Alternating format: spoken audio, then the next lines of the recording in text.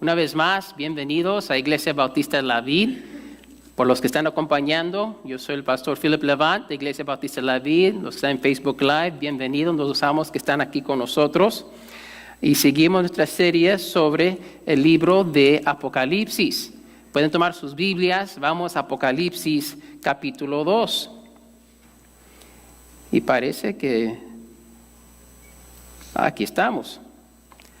La tecnología a veces funciona casi todo el tiempo y de vez en cuando no quiere. Pero hermano, estamos en Apocalipsis capítulo 2, vamos a estar en versículos del 12 al 17. Ese es el mensaje a la iglesia de Pérgamo. Estamos viendo las 7 iglesias de Asia, donde ahora es Turquía hoy en día. Estamos en la tercera iglesia, Pérgamo. Vamos a ver lo que Jesús dice a esa iglesia. Entonces, mientras buscan Apocalipsis capítulo 2, les quiero compartir una historia verdadera. Una historia de algo que me pasó cuando yo tenía 15 años y yo estaba en la high school. Y yo estaba en mi clase de español. Yo me crié en Laredo, en la frontera entre Estados Unidos y México, Texas y México, y todos hablan español en Laredo. Pero esa es la única idioma que se ofrecía en mi high school. Y uno tenía que tomar 2 años de un idioma diferente. Y bueno, la única que podían enseñar en ese entonces era español.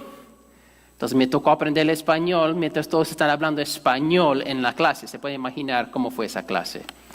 Bueno, el punto es, tenía un compañero de clase que se sentaba enseguida de mí. Era la única clase que compartíamos. Y ni amigo ni no amigo, compañero de clase.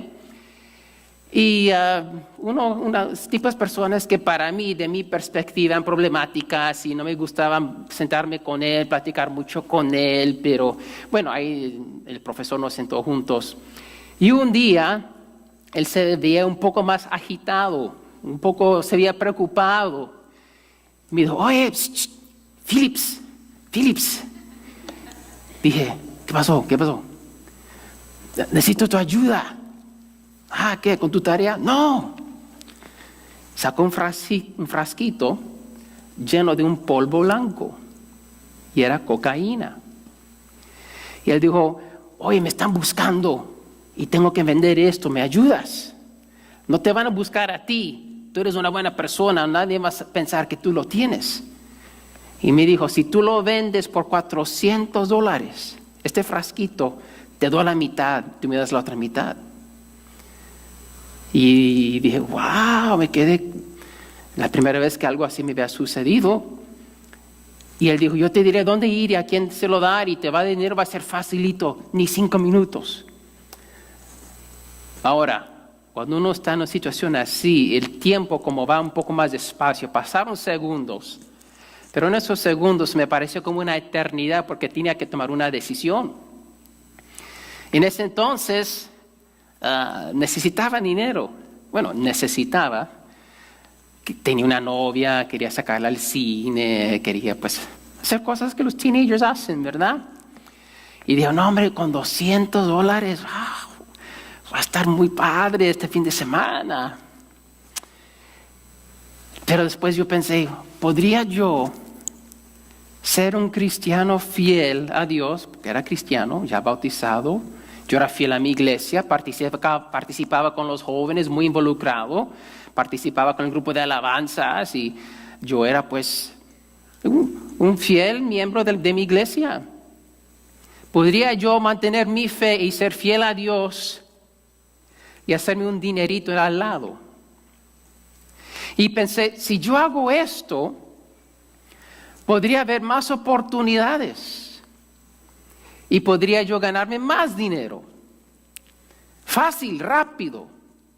Si uno trabajaba en Chick-fil-A en esos días, era $4.25 a la hora. Hoy se quejan que nomás le pagan 8 o 9. Imagínense, solamente 4 a la hora. Tendría que trabajar ¿cuántas horas para ganar? Y aquí rapidito. La tentación era muy real. Y lo que Satanás quería hacer es convencerme que estaba bien ser cristiano y hacer un dinerito al lado de esta manera fácil, rapidito. Yo no iba a hacer drogas, solamente iba a ser el dealer, ¿verdad? Y entonces le dije a mi camarada, dije, no, camarada, no puedo hacerlo. Ándele, vato, ándele, güey, lo puedes hacer. Sí, yo me crié en la frontera. Y como que me estaba tratando de convencer. Y al final le dije, no puedo. Y ok. El próximo día él no llegó a la clase. 2 días después se regresó con un reloj nuevo de oro. Y yo pensé, la vendió.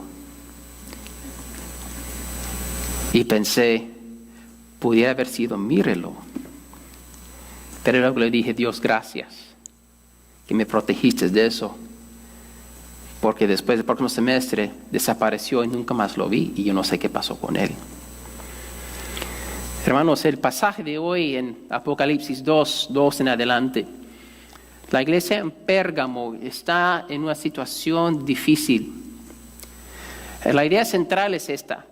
Jesús manda a la iglesia en Pérgamo a arrepentirse por permitir falsa doctrina que permaneciera dentro de ellos. Y les pide que se arrepienta porque esta falsa doctrina está llevando a la iglesia a vivir un pie en el reino de Dios y un pie en el mundo. Así como yo estaba pensando, ¿podría ser yo un buen cristiano y hacer esto y estar bien con Dios? Hermanos, la respuesta es obvia, me imagino, espero que es obvia, que no es posible. Pero es lo que la iglesia en Pérgamo, o unos de la iglesia en Pérgamo, estaban haciendo o intentando hacer. Y Jesús viene y les dice, no es posible, se tienen que arrepentir y tener una doctrina sana, porque la doctrina falsa había desviado a un grupo que se llama los Nicolaitas. Entonces, hermanos, vamos a ponernos de pie y leer el pasaje de hoy, Apocalipsis 2, del 12 al 17. Sigan a la vista en sus Biblias. Yo estoy leyendo de la Biblia de las Américas. Dice así la palabra de Dios. Y escribe al ángel de la iglesia en Pérgamo, el que tiene la espada aguda de 2 filos, dice esto: yo sé dónde moras, donde está el trono de Satanás. Guardas fielmente mi nombre y no has negado mi fe. Aún en los días de Antipas, mi testigo, mi siervo fiel, que fue muerto entre vosotros, donde mora Satanás.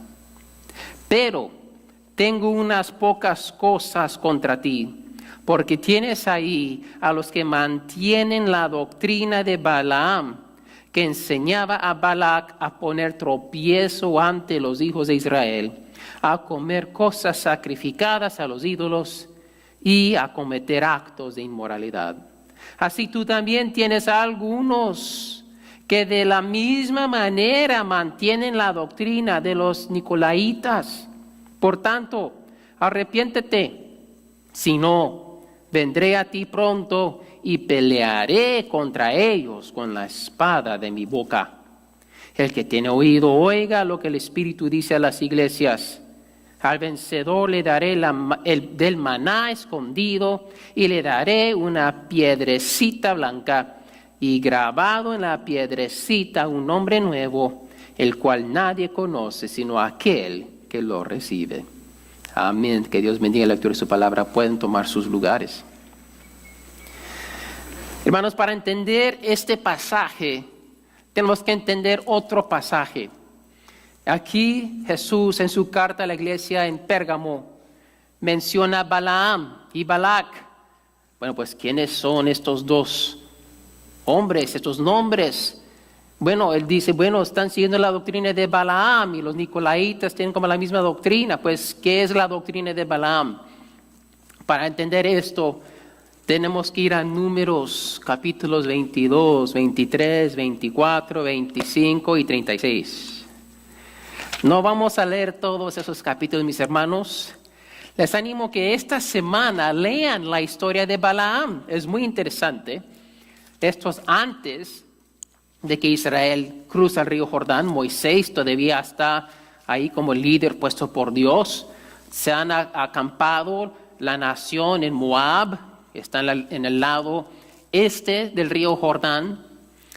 Y el rey está un poco preocupado, no, un poco, muy preocupado porque los ve tan grandes, numerosos y tiene temor que ellos van a destruir a él y a su pueblo y ellos no quieren eso. Entonces él busca a un profeta de Dios que se llama Balaam. Balaam era un profeta de Dios, del Dios vivo, todopoderoso. Él usa el nombre de Jehová, él conocía de Jehová, ¿se imaginan? Él es el mismo que tuvo una conversación con un burro. No estoy hablando de sus esposos, mis esposas, hermanas. Con un burro, un animal. Él tuvo una conversación con el burro y como que fue todo normal. Este es el mismo hombre. Si lo quieren leer, números 22, 23 y 24. Es la historia de Balaam.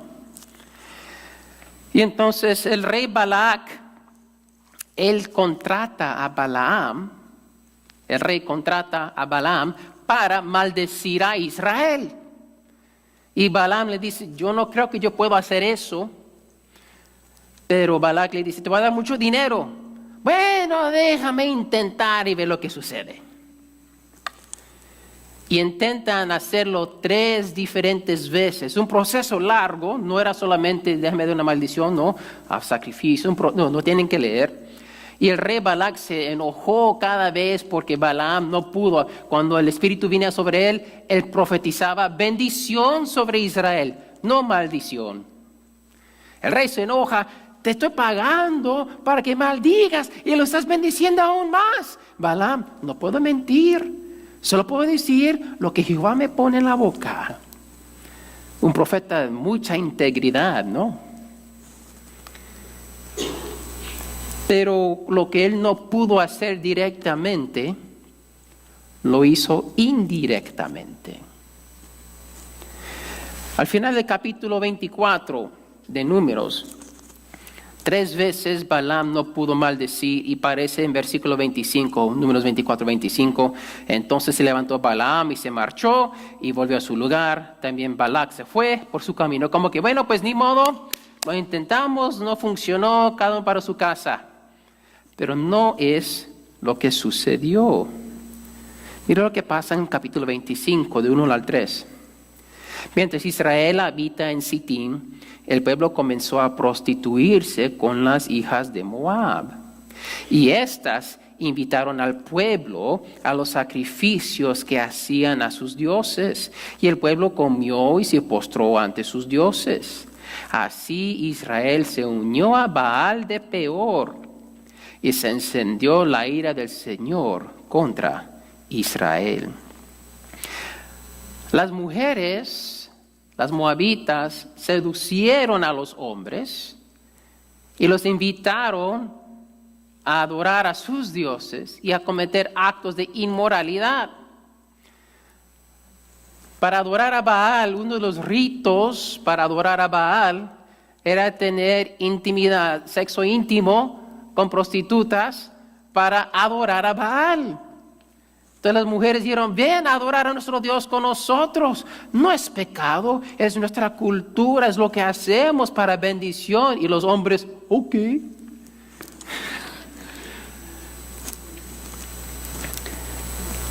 Y pues, ¿qué conexión tiene estos versículos con Balaam? Bueno, no está aquí en capítulo 24, 25, pero sí está en Números 31. Si buscamos unas páginas en capítulo 31 de Números, la historia continúa. En capítulo 31, Dios se quiere vengar del rey Balac y los midianitas. Él usa a su pueblo para destruirlos, pero aquí está la razón. ¿Por qué se desvió Israel? En capítulo 25, 31, 16. Mira lo que dice. Y aquí estas fueron la causa de que los hijos de Israel, por el consejo de ¿quién? De Balaam, fueran infieles al Señor en el asunto de Peor, por lo que hubo plaga entre la congregación del Señor. Balaam no pudo maldecir al pueblo de Dios, solamente los pudo bendecir. Entonces lo que él hizo, como no los puedo maldecir y recibir mi pago del rey Balac, le voy a dar un consejo a Balac para que haga los mismos resultados. Y él le aconsejó a Balac, mira, yo no los puedo maldecir, pero lo que sí puedo darte es un consejo. Desvíalos. Manda a tus mujeres para seducirlos, para que adoren a tu Dios, y así el Dios de Israel los castigue. Y van a ser entonces así malditos. Wow. Y bueno, si vamos a versículo 8, 31:8, vemos que entonces también Balaam murió a la espada. Al fin, él sufrió las consecuencias de sus acciones. Entonces, hermanos, la doctrina de Balaam, cuando uno leemos pues estos 8 o 9 capítulos y lo entiende, es que lo que él no pudo hacer directamente, lo hizo indirectamente. Él sabía que no podía maldecir al pueblo de Dios, pero aún así, él lo intentó como quiera para ver si Dios cambia de parecer y puede recibir esta ganancia personal. Entonces, él lo logró indirectamente, ¿verdad? Como ya lo expliqué. Balaam logró su meta. Él se ganó lo que él quería, pero al costo del pueblo de Israel. ¿Qué es la conexión entre Balaam y los nicolaitas? Pues regresemos a Apocalipsis capítulo 2. Mira versículo 15, 2:15 de Apocalipsis. Así tú también, hablando de la iglesia, tienes algunos de que la misma manera mantienen la doctrina de los nicolaitas. Entonces, Jesús está diciendo, los nicolaitas son de la misma manera que Balaam y lo que él hizo con Israel.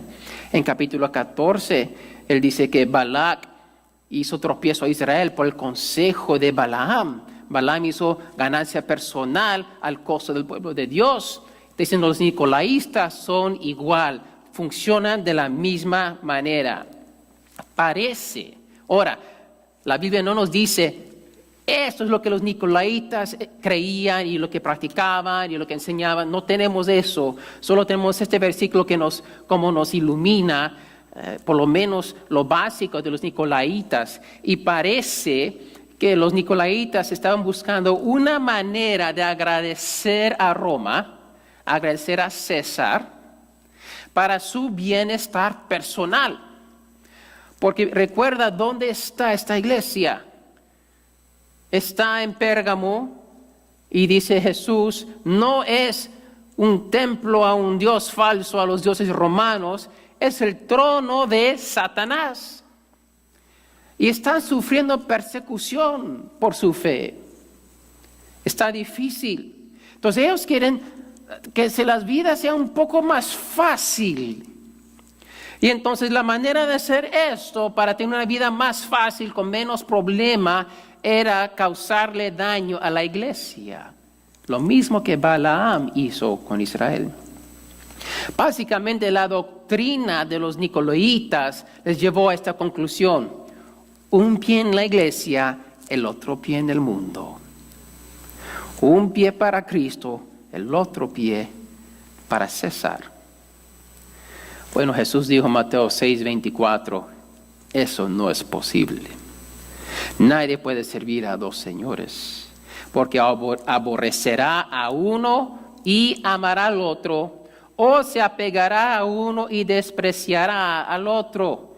No podéis servir a Dios y a las riquezas o mamón. Ahora, otra vez, no tenemos detalles sobre los nicolaitas, pero no es difícil imaginar cómo fue la cosa, porque lo hemos vivido y lo hemos visto. Estas personas escucharon el Evangelio, se entregaron a Cristo, están en la iglesia, creciendo en su fe y empezaron a sufrir tribulación por su fe, como Esmirna vimos la semana pasada. Como Esmirna estaban sufriendo por su fe, sufriendo económicamente, socialmente. Y además, esto no pasó en Esmirna, pero pasó en Pérgamo. Hay un mártir. un hombre, y su nombre es Antipas, no sabemos quién él fue, quizás el pastor, quizás un miembro de la iglesia, no sabemos, pero un conocido de los miembros de la iglesia de Pérgamo, que él murió por su fe delante de Satanás. Y entonces unos de los nicolaitas decidieron en algún punto reflexionar sobre la situación. Y dice, oye, esto está difícil. Estamos muriendo. A Esmirna Jesús le dice, sé fiel hasta la muerte. Bueno, Antipas lo hizo. Ahora sus hermanos en Cristo están pensando quizás tomar una actitud menos estricta con su fe. Tal vez podemos ser un poco más elástico con nuestras creencias. Sabemos lo que Dios ha dicho, lo que nos han enseñado, pero ¿por qué no ver si tal vez es posible ser fiel a Dios y a la misma vez acomodarnos un poco la cultura para sufrir un poco menos? Tal vez es posible ser miembro fiel de la iglesia, pero también participar de los rituales culturales para nosotros no sufrir económicamente y socialmente y no morir como pobre Antipas. Es interesante que los romanos adoraban a sus dioses de la misma forma que los moabitas adoraban a Baal, con el sexo, con la prostitución, con las mujeres, que era para un rito cultural religioso. No era ser infiel a tu esposa, era adorar a tu Dios. Y los hombres, gloria a Dios, gloria a nuestro Dios. Esto es parte de nuestra fe, soy un hombre fiel. Los nicolaitas, pues, parece que estaban haciendo la misma cosa. Porque mira, regresando, 2:14. Pero tengo unas pocas cosas contra ti, porque tienes ahí a los que mantienen la doctrina de Balaam, que enseñaba a Balac a poner tropiezo ante los hijos de Israel, a comer cosas sacrificadas a los ídolos y a cometer actos de inmoralidad. Así tú también tienes algunos que de la misma manera mantienen la doctrina de los nicolaitas. Otra vez, un pie aquí, otro pie acá. Podemos ser fieles a Dios, pero también podemos disfrutar del mundo. Hermanos, parece que los nicolaitas empezaron edificando su casa sobre la roca. Como Jesús dice en Mateo 7, cuando él termina su mensaje en el monte, el sermón en el monte, él termina diciendo, ¿dónde vas a edificar? ¿En la roca o en la arena? Cuando viene la tormenta, en la roca la casa va a seguir parada, en la arena la destrucción va a ser grande. Los nicolaitas empezaron en la roca, pero después decidieron que era demasiado difícil. Se pusieron a pensar, hoy allá se ve un poco más fácil. Y dejaron la roca por la arena. Buscaron una doctrina que era más fácil. Hermanos, los nicolaitas estaban haciendo concesiones con su fe, con la ayuda de una mala doctrina, una falsa doctrina. ¿Por qué? Querían sufrir menos. Querían ser fiel a Cristo, pero también disfrutar de César. Entonces, obviamente, Jesús nos demanda lealtad completa. Y entonces, en versículo 16, Jesús da la respuesta al problema de la iglesia. Esto es un problema, gran problema. Son fieles a Jesús, pero hay mala doctrina. Pérgamo no aprendió de su hermana Éfeso, la iglesia en Éfeso. En Éfeso no tenían este problema. Ellos sabían, los nicolaitas es falso, es malo, y ellos se resistían a esa doctrina falsa. Pérgamo, bueno, parece un poco mejor, fácil. Esto es de Dios. Dios nos ama, no quiere que suframos. Dios es amor, y si Él me ama, Él no quiere que yo sufra. Esto me suena bueno. Cayeron. Entonces Jesús les dice, versículo 16, por tanto, arrepiéntete. Oye, está fácil la respuesta, ¿no? Arrepiéntete. Arrepiéntete de tu pecado. Esta falsa doctrina era pecado. No era una manera diferente de entender las Escrituras. Era pecado. Entiendan eso, mis hermanos. Era pecado. Creer algo que sonaba bonito y había versículos que se podían torcer, pero habían torcido la palabra de Dios, la verdad de Dios. Y Jesús les dice, arrepiéntense. Hermanos, siempre la respuesta al pecado es arrepentimiento. La única respuesta aceptable ante Dios cuando hay pecado es el arrepentimiento. Aquí vemos que la doctrina sana, hermanos, es de suma importancia ante Dios. Porque Dios nos enseña a través de su Hijo en Juan 4 que Él está buscando adoradores, ¿no? Pero le tienen que adorar con dos requisitos: en espíritu, que tienen que nacer de nuevo, y Jesús hizo claro eso en Juan 3, pero también en espíritu y en verdad. Tenemos que adorar a Dios de la manera que Él nos ha dicho, como Él necesita y Él quiere y demanda ser adorado. No como nosotros pensamos, pero como Dios ha dicho.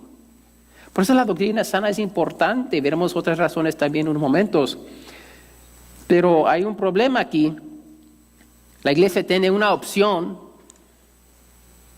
Jesús dice, versículo 16, por tanto, arrepiéntete. Si no, otras palabras, Jesús le está dando la palabra, le está dando el aviso. Si no se arrepienten, ¿qué va a pasar? Vendré a ti pronto y pelearé contra ellos con la espada de mi boca. Por eso Jesús se presenta al principio del pasaje en versículo 12. El que tiene la espada aguda de dos filos dice esto a Pérgamo. La espada es para juicio, mis hermanos. La espada que viene de la boca del Señor Jesús. Juan vio esta visión en capítulo 1. Dice que, wow, ojos de llamas, pelo blanco, una espada de dos filos que sale de su boca. Esa espada es para juicio. Y mira dónde empieza el juicio. ¿Dónde empieza el juicio del Señor Jesucristo? ¿En la iglesia o en el mundo? En la iglesia. En Juan 1 vemos la visión de Cristo glorioso. Juan lo ve, cae muerto. Capítulos 2 y 3. Jesús juzga sus iglesias. Capítulos 4 y 5. Se ve el trono en el cielo. El Cordero de Dios. Capítulos del 6 al 20. Juicio a todo el mundo. Primero el juicio ¿a dónde? A nosotros. Si uno ya me pudiera traer un vaso de agua, por favor, se me ha secado la garganta. Hermanos, el juicio de Jesús es recto, es firme, gracias, mi ayuda idónea.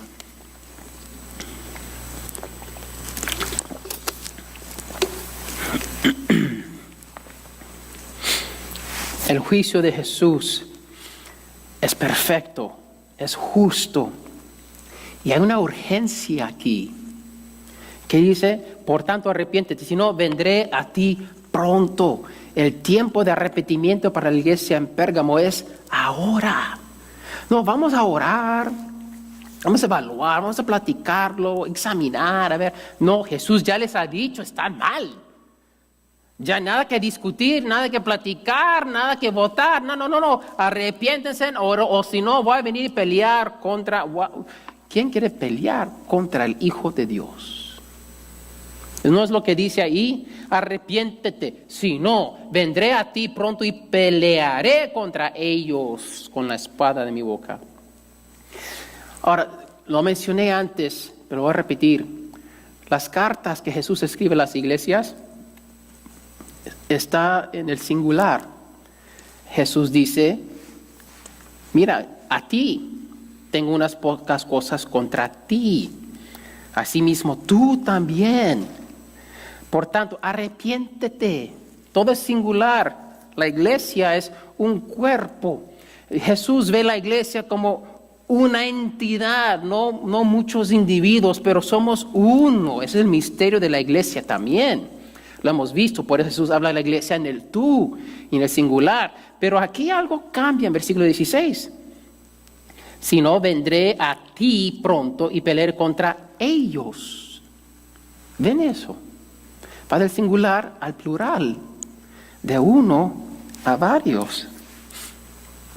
Parece que dentro de la iglesia, los que están allí no son de la iglesia. La mala doctrina los ha desviado. Es un evangelio no de Dios, pero de otro lugar. Y ahí está la iglesia, pero dentro de la iglesia está mezclado ¿qué? La cizaña. Y Jesús está reprendiendo a la iglesia, arrepiéntanse, no porque ustedes creen lo que los nicolaitas enseñan, porque lo han permitido en la iglesia. La iglesia tiene que arrepentir y decirle a los nicolaitas, están mal. Suena bonito, pero no es la verdad. Están en error y aquí están las razones. Mira, ahora ustedes tienen que arrepentir de su mala doctrina y creer en el evangelio de Dios.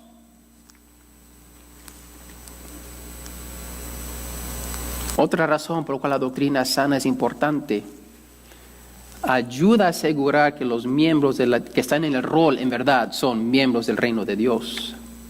Y creen el evangelio de Jesucristo y no otro evangelio que suena cristiano, huele cristiano, se ve cristiano, pero no lo es.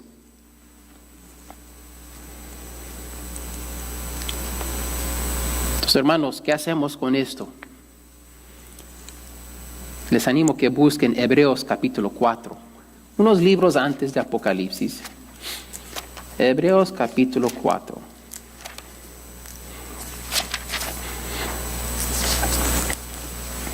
Hermanos, otra vez tenemos que nosotros enfocarnos y asegurarnos de esa iglesia ahora y hasta que Dios lo permita, que hasta que Jesús venga, ser una iglesia basada en la sana doctrina. Mira lo que dice Hebreos 4:12, muchos ya se lo saben. Porque la palabra de Dios es viva y eficaz y más cortante que cualquier espada de dos filos. Penetra hasta la división del alma y del espíritu, de las coyunturas y los tuétanos, y es poderosa para discernir los pensamientos y las intenciones del corazón. La palabra de Dios es una espada y puede discernir lo que está en el corazón. Ay, pues sí, pastor, ese pasaje muy bonito, ya me lo sé, gloria a Dios. Ok, ¿estás usando la espada? ¿Estamos usando la espada? Mira lo que dice versículo 13, el que sigue, ese casi nunca lo leemos. Y no hay cosa creada oculta a su vista, sino que todas las cosas están al descubierto y desnudas ante los ojos de aquel a quien tenemos que dar cuenta. ¿Qué vamos a hacer nosotros los cristianos? Le vamos a rendir cuentas al Padre. Y cuando estamos en la presencia de Dios, va a estar la espada saliendo de su boca para juzgarnos. Ahora mi pregunta para ti es, ¿estás lista y listo para ese día? ¿Estás listo para ser probado con la espada que es más filosa de una espada de dos filos? La palabra de Dios. Cuando te paras ante Dios, vas a decir, sí, Dios, estoy listo, estoy lista. Yo he vivido tu verdad, yo conozco tu verdad. No soy perfecto, pero la sangre de Cristo me cubre. Aquí estoy listo. O vas a entrar, me va a doler. Hermanos, antes de la prueba uno puede estudiar y prepararse. ¿Y sabes dónde están las notas para prepararse? Aquí está. Jesús dijo que su palabra limpia, que la palabra corta todo lo muerto en nuestras vidas. Pero para que la palabra funcione, la tenemos que aplicar. Ok, es una espada de dos filos, pero ahí va a quedar del domingo a domingo. O voy a leer el pasaje, pero más lo voy a leer mi Biblia, sea Biblia de papel o en tu tablet o tu teléfono. Muchos usan aplicaciones y te dan recuerdos, te dan devocionales. Todo eso es bueno, sigan haciéndolo. Pero ¿de qué te sirve leer un devocional, leer un pasaje, pasar tiempo leyendo y cuando terminas empiezas tu día o sigues tu día y no cambió nada en tu vida? Sacaste la espada, miraste la espada, tocaste la espada, pero no la usaste. La palabra debe de penetrar el corazón. La palabra debe de enseñarnos dónde tenemos que arrepentirnos o darnos ánimo para seguir adelante, o darnos una promesa para clamar a Dios, o darnos un ejemplo para seguir, o un ejemplo no seguir. Debe de cambiar nuestra vida. Cada vez que nuestros ojos tocan esas palabras, debe llegar al corazón y debe de ver algún tipo de cambio. O si no, solamente fue una experiencia bonita, religiosa, y no hubo nada de cambio. Entonces, ¿para qué perdemos el tiempo leyendo si no la vamos a aplicar? La doctrina sana. Pero oye, cuando la leemos, la tenemos que aplicar. Y no me digan, ay, pues hay pasajes difíciles. Pues claro, hay pasajes difíciles. Pero empecemos con las simples. Ama a Dios con todo lo que eres. Ama a tu prójimo como a ti mismo. Wow, en mi casa practicamos esa segunda cada momento. Porque tengo 7 hijos. Y para amar a mi prójimo me tengo que recordar, tengo que amar a mi prójimo. Mi prójimo ahorita necesita ser cambiado. Mi prójimo ahorita le tengo que ayudar a lavar su ropa. Mi prójimo ahorita necesita ayuda tomándose un baño. Ahora, eso es mi familia. Pero ¿cuáles son sus prójimos? No, ese trabajo de mi esposa. Ah, ¿la amas? Pues sí. Ámala, ayúdala, sírvela. Ah, es que mi esposo se queja de esto y lo otro. ¿Lo amas? Ponlo en práctica, ámalo. No porque eres su esclava, pero simplemente por amor. Para mostrarle que, oye, tú eres mi prójimo, te quiero mostrar amor.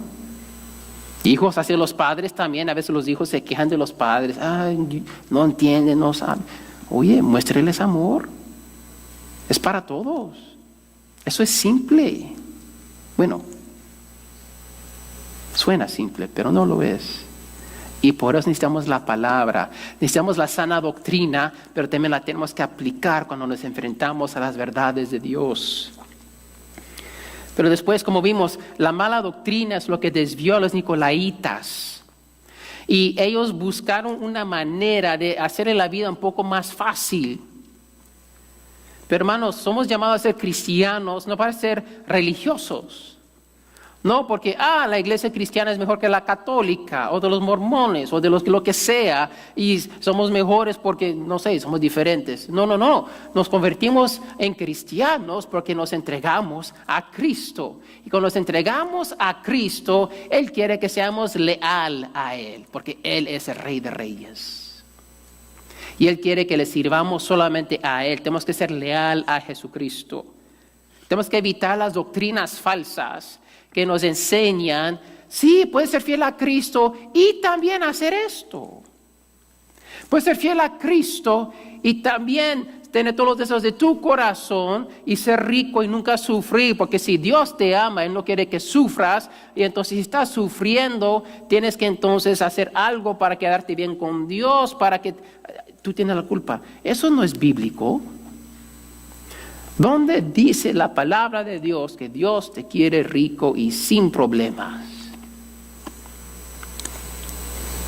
Bueno, les quiero recordar lo que vimos la semana pasada a la iglesia a Esmirna. Jesús dijo, sé fiel hasta la muerte.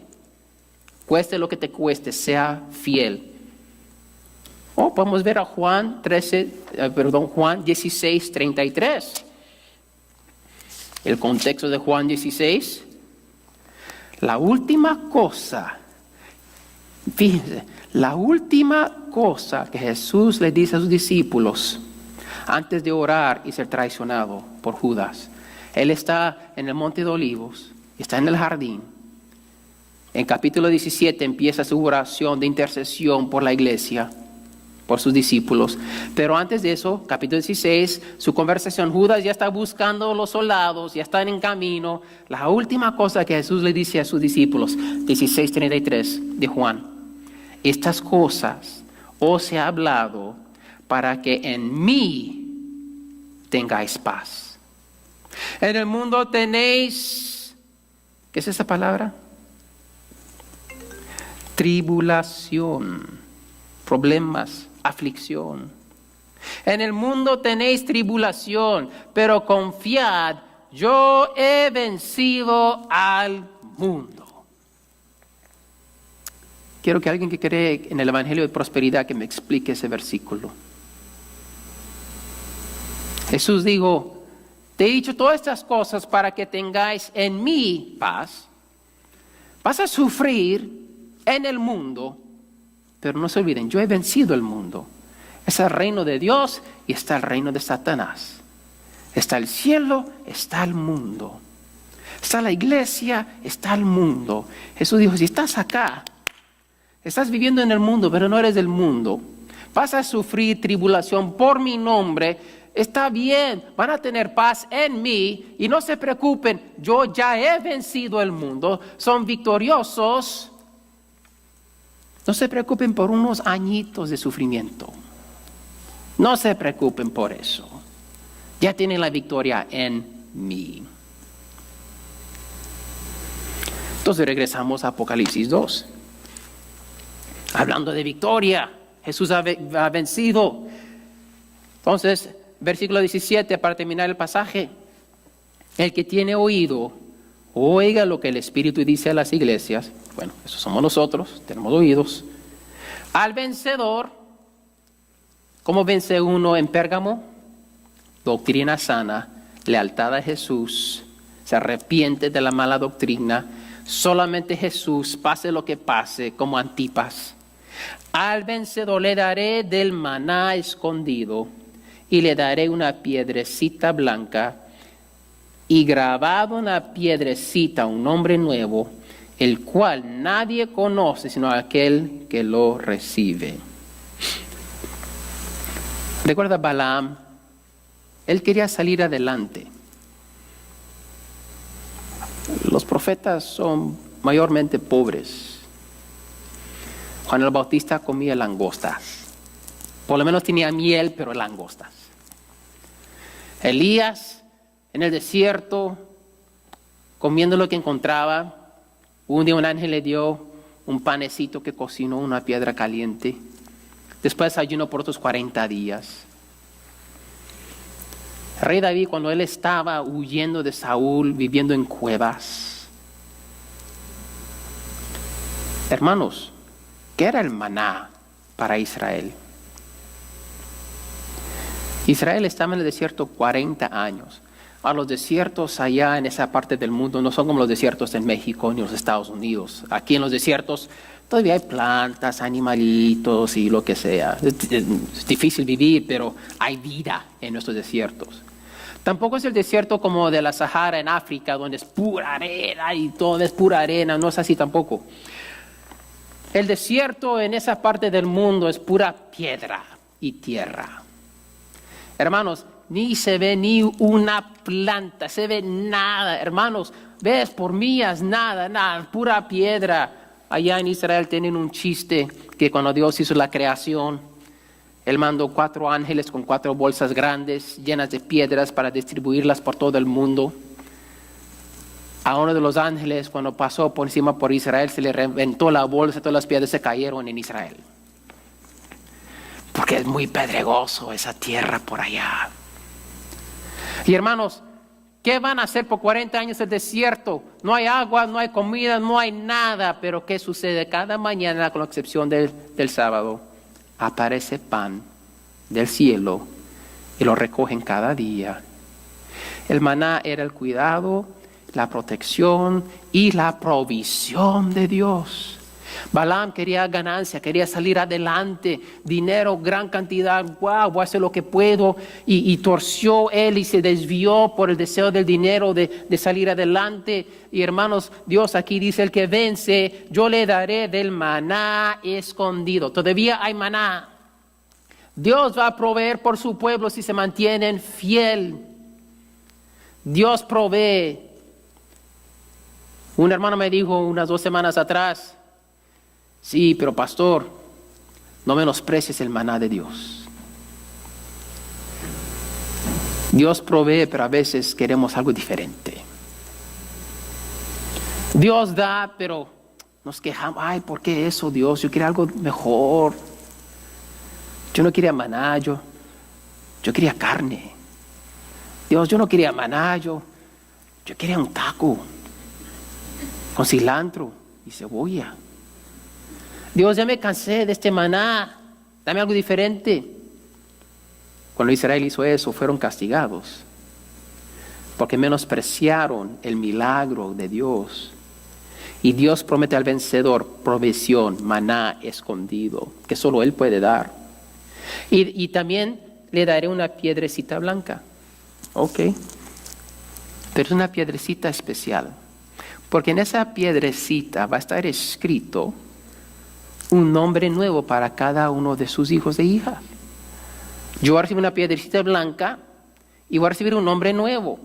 Y cada cristiano, cada cristiana va a recibir un nombre único, que solamente uno conoce y Dios. Un nombre que nadie más va a saber ni reconocer, pero solamente yo y Dios vamos a saber. Es una relación íntima y personal con Dios. Dios me ama, me quiere tanto, soy único ante Él. Y aunque la iglesia es un cuerpo, la iglesia es una unidad. Dios conoce a cada uno personalmente, y cuando lleguemos a su presencia, una piedrita blanca no va a ser como hoy, como en nuestra cultura hispana. Decimos: Juan, voltea a mitad de los varones. José, voltea en la otra mitad. O María, voltean todas las mujeres. No va a suceder eso en el cielo. Cada persona con un nombre único, especial, que Dios mismo te va a dar. Y va a estar escrito una piedrecita blanca que vas a tener contigo por toda la eternidad. Como un recordatorio del amor y el cuidado y la atención de Dios para mí. Hermanos, qué especial. Hermanos, vamos a orar. Que Dios nos ayude a mantener una doctrina sana, a escudriñar y ver lo que Dios dice. Y muchas veces no nos gusta porque es diferente, o me acostumbré a una cosa, o no la entendemos, porque el corazón es duro. Pues hermanos, si no quieres escuchar la verdad de Dios, te animo, arrepiéntete porque tu corazón está duro. Arrepiéntete de tu orgullo, de tu falsa doctrina. Y busca la verdad de Dios. Y cuando la encuentres, ponla en práctica. Acéptala y vívela. Deja que la palabra llegue al corazón. Ay, pero duele. Ese es el propósito. La palabra limpia. Y la sangre limpia, y la palabra corta, y saca lo malo. Saca lo malo, mis hermanos, no saca lo bueno. Dios nos ama y nos quiere dejar con todo lo bueno, lo bonito, todo lo bendito. Él quiere sacar todo lo muerto, toda la amargura, todo el dolor, sufrimiento. Él nos quiere hacer mejor. Necesitamos esa fe cuando llegamos a su palabra y la entendemos, la dejamos aplicar. Y hermanos, seamos leales a Jesús. No queremos un pie aquí, un pie allá. La verdad es, los cristianos, y diré cristianos entre comillas, los que piensan que pueden tener un pie en la iglesia y un pie en el mundo, y están todos en el mundo. Es uno o el otro. No hay un intermedio. Jesús dijo: no puedes. Pues leal a uno o al otro. Si tienes un pie aquí, un pie allá, estás allá. La respuesta: arrepiéntete. Jesús te llama, Él te busca.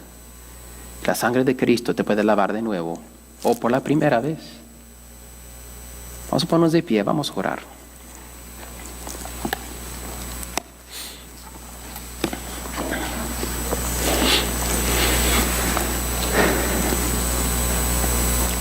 Padre Santo, hay personas escuchando este mensaje y tú conoces lo que cada uno está pensando y sintiendo en su mente y su corazón. Oh Señor, tú conoces, tú sabes, tú lo has dicho en tu palabra, lo que estamos pasando. Tú conoces la tentación. Yo compartí mi historia, como yo sufrí una tentación a tener un pie, Señor, en tu reino y un pie en el mundo. Te doy las gracias que en ese entonces tú me protegiste a mí. Pero Señor, puede ser que hay una persona ahora mismo escuchando este mensaje y está pasando por esa misma tentación. Esa tentación de tener un pie en la iglesia y un pie en el mundo. Están considerando, Señor, hacer un compromiso, acomodarse un poco más a la cultura del trabajo, a la cultura de la familia que vino, que no es cristiana, o de la escuela. Todos más lo hacen. Si tú no lo haces, te vas a quedar atrás. Una tentación, Padre, de uno no quedarse atrás, pero por lo menos mantenerse, o si no, aún salir adelante. Pero vemos en tu palabra, tenemos que mantenernos en la verdad. Tú lo demandas y tú prometes proveer. Y tú prometes, Señor, estar pendiente de nosotros. Danos esa fe, ayúdanos a mantenernos firmes en la roca y no trasladarnos a la arena y sufrir una pérdida grande. Si hay una persona escuchando este mensaje y quiere, Señor, entregarse a Cristo por la primera vez, ábrele su corazón. Que te digan simplemente: Dios, me arrepiento de mi pecado, quiero tu verdad, quiero a Cristo en mi vida, quiero vivir para ti, sálvame, yo creo en el Evangelio, yo creo que tú me amas. Bendícenos, oh Dios, te necesitamos, eres bueno, te alabamos y te pedimos todo esto en el nombre de Cristo Jesús. Amén.